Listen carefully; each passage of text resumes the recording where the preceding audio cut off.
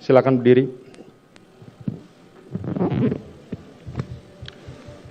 Mengadili, menyatakan terdakwa Ferdi Sambo SH SIK MH telah terbukti secara sah dan meyakinkan bersalah melakukan tindak pidana turut serta melakukan pembunuhan berencana dan tanpa hak melakukan tindakan yang berakibat sistem elektronik tidak bekerja sebagaimana mestinya yang dilakukan secara bersama-sama.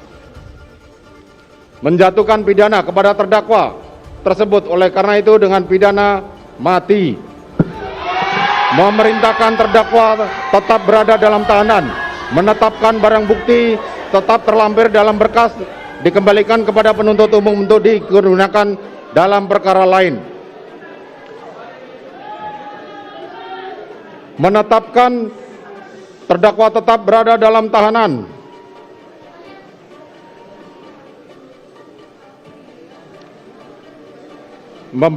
Demikian membebani pula terdakwa untuk membebani biaya negara dibebankan pada biaya perkara dibebankan pada negara. Demikianlah diputuskan dalam rapat permusyawaratan. Silakan duduk. Demikianlah diputuskan dalam rapat permusyawaratan Majelis Hakim Pengadilan Negeri Jakarta Selatan pada hari Kamis tanggal 9 Februari 2023 oleh kami Wahyu Iman Santoso sebagai Hakim Ketua Majelis Hakim, Morgan Simanjuntak dan Alimin Ribut Sujono masing-masing sebagai hakim anggota, dan diucapkan dalam sidang terbuka untuk umum pada hari Senin tanggal 13 Februari 2023 oleh Hakim Ketua Majelis tersebut dengan didampingi hakim-hakim anggota dibantu oleh Saudara Aprisno sebagai panitera pengganti, dihadiri pula oleh Jaksa Penuntut Umum pada Kejaksaan Agung Republik Indonesia dan terdakwa didampingi penasihat hukumnya.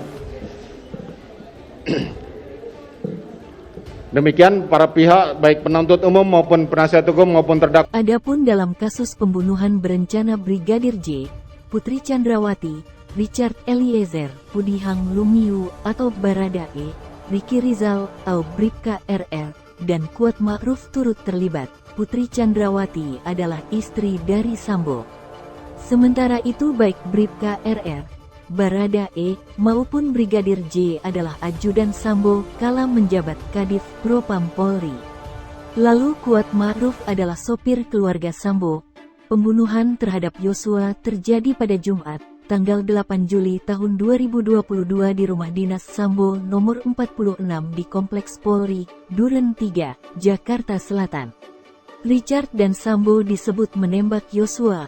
Latar belakang pembunuhan diduga karena Putri telah dilecehkan Yosua saat berada di Magelang, Jawa Tengah pada Kamis, tanggal 7 Juli tahun 2022. Dugaan ini telah dibantah oleh pihak keluarga Yosua. Dalam kasus ini, ex-Kadif Propam Polri itu menjadi terdakwa bersama istrinya, Putri Chandrawati, serta dua ajudannya, yaitu Richard Eliezer atau Baradae dan Ricky Rizal atau Bribka RR. Selain itu, seorang asisten rumah tangga, Art, sekaligus sopir keluarga Ferdi Sambo, Kuat Ma'ruf, juga turut menjadi terdakwa dalam kasus ini. Dalam pertimbangannya, Majelis Hakim menilai Ferdi Sambo terbukti secara sah dan meyakinkan bersalah melakukan tindak pidana pembunuhan terhadap Brigadir J yang direncanakan terlebih dahulu. Ex-anggota Polri dengan pangkat terakhir Jenderal Bintang 2 itu dinilai telah melanggar pasal 340 Kitab Undang-Undang Hukum Pidana, KUHP, junto pasal 55 ayat 1 ke 1 KUHP. Ferdi Sambo juga terbukti terlibat obstruction of justice atau perintangan penyidikan terkait pengusutan kasus kematian Brigadir J. Ia terbukti melanggar pasal 49 UIT junto pasal 55 KUHP. Mempunyai hak untuk mengajukan upaya hukum. Sidang perkara demikianlah putusan telah dibacakan. Sidang perkara nomor 796 PIT B 2022 atas nama terdakwa Ferdi Sambo dinyatakan ditutup.